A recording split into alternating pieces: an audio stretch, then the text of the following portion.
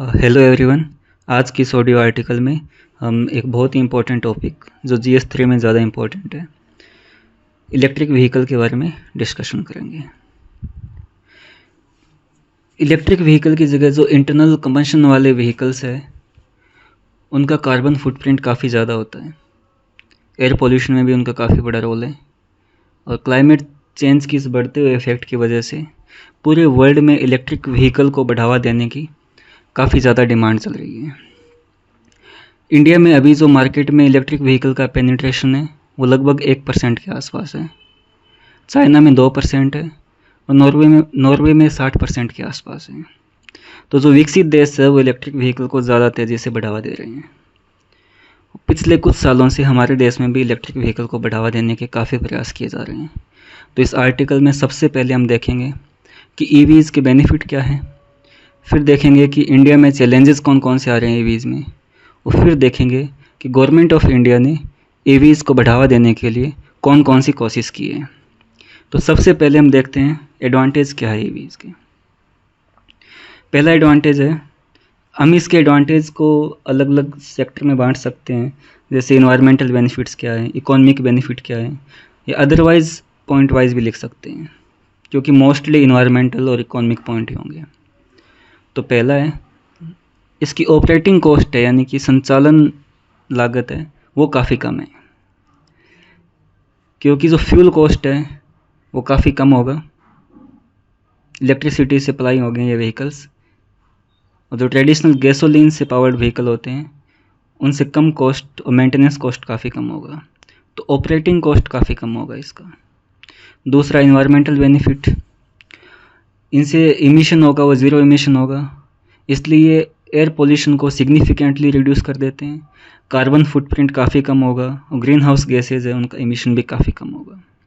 तो climate change को रोकने के लिए इनका सबसे बड़ा योगदान होगा, क्योंकि ट्रांसपोर्टेशन सेक्टर का जो क्लाइमेट चेंज में रोल है या ग्रीन हाउस गैस इमिशन में जो रोल है वो काफ़ी ज़्यादा है। तीसरा एनर्जी इंडिपेंडेंस, इंडिया की लगभग 80% एनर्जी डिमांड है वो इंपोर्ट से पूरी होती है, और नीति आयोग के रिपोर्ट के अकॉर्डिंग आने वाले 10 सालों में हमारी एनर्जी डिमांड है वो 2.7 से 3.2 टाइम्स हो जाएगी।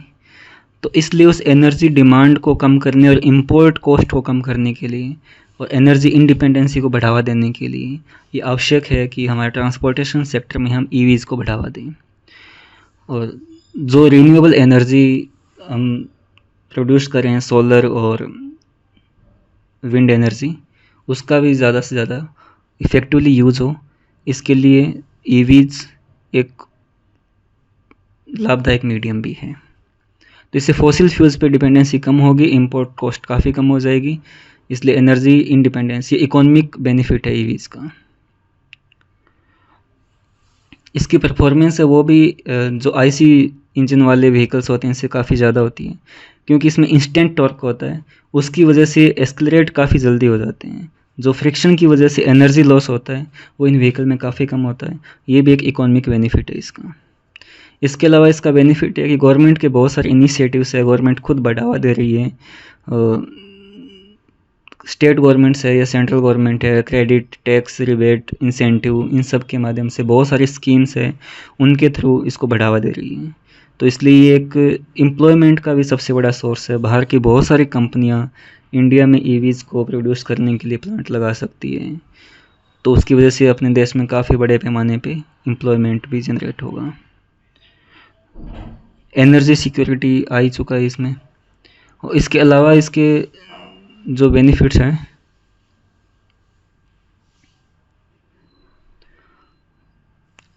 हाँ, तो ये सारे इसके बेनिफिट थे। और कुछ प्रॉब्लम हैं इंडिया में EV को अडॉप्ट करने में, कुछ प्रॉब्लम्स हैं। वो पहला तो है कि इसकी इनिशियल कॉस्ट है वो काफ़ी हाई है।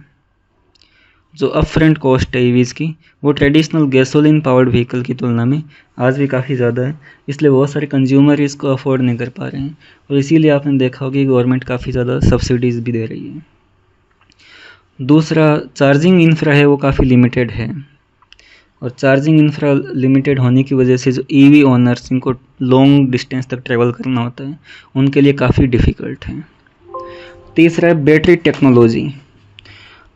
हमारे देश में जो लिथियम के भंडार नहीं है, ऑलमोस्ट नहीं के बराबर है। हालांकि अभी डिस्कवर किए गए हैं, लेकिन वहाँ पे प्रोडक्शन स्टार्ट होने में बहुत साल लगेंगे, क्योंकि ना ही तो हमारे पास वैसी टेक्नोलॉजी है। इसलिए जो लिथियम आयन बैटरीज होती है वो उन सब हमें उनका इंपोर्ट करना पड़ता है, और इंपोर्ट कॉस्ट काफ़ी बढ़ने की वजह से व्हीकल की इनिशियल कॉस्ट भी काफ़ी बढ़ जाती है। वो लिमिटेशन होने की वजह से ईवीज़ को बड़े पैमाने पे अडॉप्ट करने में दिक्कतें आ रही हैं। डोमेस्टिक मैन्युफैक्चरिंग कैपेबिलिटी है वो भी काफ़ी कम है इंडिया में अभी तक। हालांकि आने वाले टाइम में गवर्नमेंट की काफ़ी स्कीम है, आगे हम डिस्कशन करेंगे, PLI स्कीम, उसके थ्रू इसको बढ़ावा दिया जा रहा है। जनरल अवेयरनेस है वो भी काफ़ी कम है, क्योंकि मैंडेटरी तो कुछ अभी इसको किया नहीं गया है। 2030 तक हमें 30% व्हीकल है वो ईवीज़ में कन्वर्ट करने हैं। तो विशेष करके बड़े शहर जहाँ पे ज़्यादा भीड़ भाड़ है, दिल्ली, बॉम्बे, कोलकाता, वहाँ पे इसको बढ़ावा देने के लिए अवेयरनेस ज़्यादा है। बाकी अभी भी इंडिया में अवेयरनेस काफ़ी कम है। इसके जो स्टैंडर्ड्स है उनमें भी काफ़ी दिक्कतें हैं, लैक ऑफ स्टैंडर्डाइजेशन। आपने देखा होगा कि पीछे कुछ टाइम पहले 3 या 4 ईवी स्कूटीज़ थी या बाइक थी, उनमें आग लग गई थी, क्योंकि वो इंडियन कंडीशन के अकॉर्डिंग उनमें कुछ इंस्ट्रूमेंट्स थे, एलिमेंट्स थे, वो बनाए हुए नहीं थे। इसकी वजह से वो इंडियन मार्केट के अकॉर्डिंग सूटेबल भी नहीं थे। तो वो सब दिक्कतें अभी भी है, क्योंकि हम डायरेक्ट इम्पोर्ट करते हैं, उनमें इंडियन कंडीशन के अकॉर्डिंग सिस्टम सेट नहीं किया हुआ था। तो वो उस कंपनी ने वो पूरे अपने बाइक थे, स्कूटीज़ थी, उनको वापस ले लिया था। तो ये प्रॉब्लम है। तो इसके अलावा जो प्रॉब्लम है वो है पावर ग्रिड इंफ्रा की। इंडिया में हालांकि हम सोलर एनर्जी और wind energy, renewable energy produce कर रहे हैं, लेकिन उनका ग्रिड में इंटीग्रेशन अभी भी मुश्किल हो रहा है, और इसलिए एनर्जी की डिमांड अभी भी वो कोल बेस्ड एनर्जी से हो रही है। तो अगर ईवीज़ की डिमांड ज़्यादा बढ़ती है मार्केट में, तो उनके चार्जिंग इंफ्रा की डिमांड भी बढ़ेगी। चार्जिंग के लिए जो पावर उनको मिलेगी, अगर वो coal based thermal power plant से मिलती रहेगी, तो हमारा जो मेन पर्पज़ है क्लाइमेट चेंज और एयर पोल्यूशन को कम करना, उसका कोई उद्देश्य नहीं रहेगा। क्योंकि अगर coal based thermal power plant को ज़्यादा जला के हमें एनर्जी प्रोड्यूस करनी है और उसी एनर्जी से आगे ईवी संचालित होंगे, तो फिर उसका कोई बेनिफिट नहीं होगा।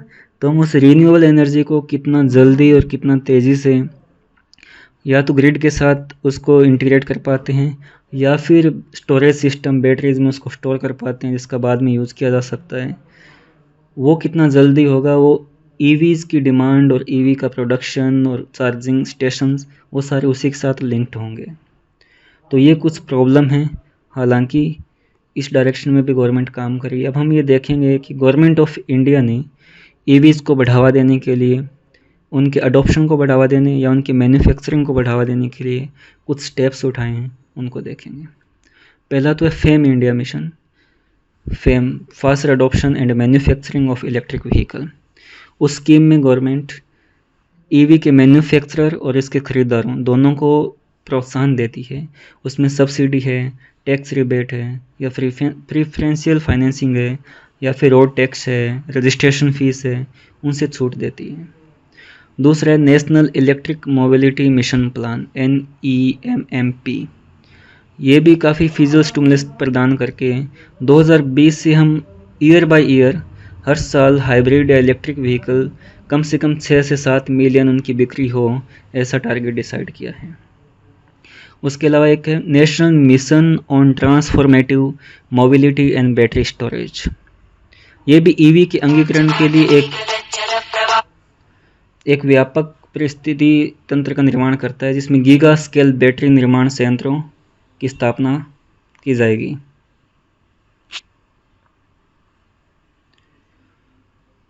उसके अलावा एक बहुत ही इंपॉर्टेंट स्कीम है PLI योजना, product linked incentive scheme.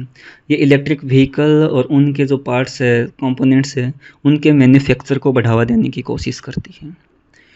Vehicle scrapping policy भी है, जो पुराने व्हीकल को स्क्रैप करके और नए इलेक्ट्रिक वाहनों की खरीद करने को प्रोत्साहन देती है। उनमें भी गवर्नमेंट काफ़ी सब्सिडी और रजिस्ट्रेशन फीस दे रही है, और विशेष करके गवर्नमेंट डिपार्टमेंट्स में ये ऑलमोस्ट कंपलसरी बनाया गया कि ज़्यादा पुराने व्हीकल्स होंगे उनको इसेंशियली स्क्रैपिंग के लिए भेजना है, और उसकी जगह जो नए व्हीकल अडॉप्ट किए जाएंगे वो कोशिश की जा रही है कि वो इलेक्ट्रिक व्हीकल हों। गो इलेक्ट्रिक कैंपेन, ये अभियान भी चलाया जा रहा है, जो ईवीज़ के और ईवी चार्जिंग इंफ्रा के जो बेनिफिट्स होंगे उनके बारे में अवेयरनेस फैलाएगा। और हम EV 3830 यानी कि 2030 तक कम से कम 30% इलेक्ट्रिक व्हीकल होने का टारगेट डिसाइड भी किया है। उसके अलावा मिनिस्ट्री ऑफ पावर ने भी चार्जिंग इंफ्रा के लिए कुछ गाइडलाइंस जारी की है कि 3 किलोमीटर के ग्रिड में और जो नेशनल हाईवेज़ है उनके दोनों किनारों पे प्रत्येक 25 किलोमीटर में कम से कम एक चार्जिंग स्टेशन होना चाहिए। उसके अलावा मॉडल बिल्डिंग बायलॉज भी है जो housing and urban affair ministry ने डिज़ाइन किए हैं। उसमें भी आवासीय और वाणिज्यिक भवनों में EV चार्जिंग फैसिलिटी के लिए पार्किंग स्पेस के कम से कम 20% को अलग से रखना कंपलसरी भी बनाया है। तो गवर्नमेंट की ऐसी बहुत सी स्कीम हैं जो इसके पूरे जो चेन है उसमें उसको इंसेंटिवाइज कर रही है। जैसे इसके अडॉप्शन के लिए अवेयरनेस से लेके सब्सिडी टैक्स रिबेट तक, मैन्युफैक्चरिंग के लिए काफ़ी ज़्यादा स्कीम्स है, PLI स्कीम है, जिससे ना केवल एम्प्लॉयमेंट बढ़ेगा बल्कि अपने देश में बैटरी स्टोरेज सिस्टम और उसके साथ साथ EV के अडॉप्शन की रेट भी बढ़ेगी। और जो हमने यूनाइटेड नेशन UNFCCC COP26 में जो 2070 तक नेट ज़ीरो कार्बन इमिशन का टारगेट रखा था उसको भी पूरा किया जा सकेगा। तो आप इसको कंक्लूड करते टाइम इसको एनवायरनमेंट पॉइंट ऑफ व्यू से COP26 से लिंक कर सकते हो। इसमें हमने बाकी देशों के साथ भी काफ़ी भागीदारी की है। जैसे लिथियम ट्रायंगल नाम सुना होगा आपने अफ्रीका में, वहाँ से हमने लिथियम इंपोर्ट करने की भी प्लानिंग चल रही है ताकि हम लिथियम बैटरी का अपने देश में मैन्युफैक्चर कर सकें। इलेक्ट्रिक व्हीकल का एक अल्टरनेटिव इंडिया के लिए हाइब्रिड इलेक्ट्रिक व्हीकल भी है, जहाँ पे IC और इलेक्ट्रिक व्हीकल दोनों को एक साथ कंबाइंड करके व्हीकल हो, जिसमें प्रेजेंट कंडीशन के अकॉर्डिंग क्योंकि इलेक्ट्रिक व्हीकल की जो अपफ्रंट कॉस्ट है वो काफ़ी ज़्यादा है, हाइब्रिड व्हीकल की कॉस्ट होगी वो थोड़ी कम होगी। जिसमें हाइड्रोजन CNG टाइप की काफ़ी व्हीकल है, जैसे दिल्ली में काफ़ी बसें हैं जो HCNG बसें चल रही है, उससे एयर पोल्यूशन तो कम होगा। उसके साथ साथ EVs के अडॉप्शन की रेट मतलब धीरे धीरे बढ़ेगी, तो उसकी वजह से मैन्युफैक्चरर हैं उनको इतनी दिक्कतें नहीं आएगी और गवर्नमेंट जो बेनिफिट दे रही है उसका वो बेनिफिट उठा पाएंगे। तो आज के आर्टिकल में EVs के बारे में था। Thank you.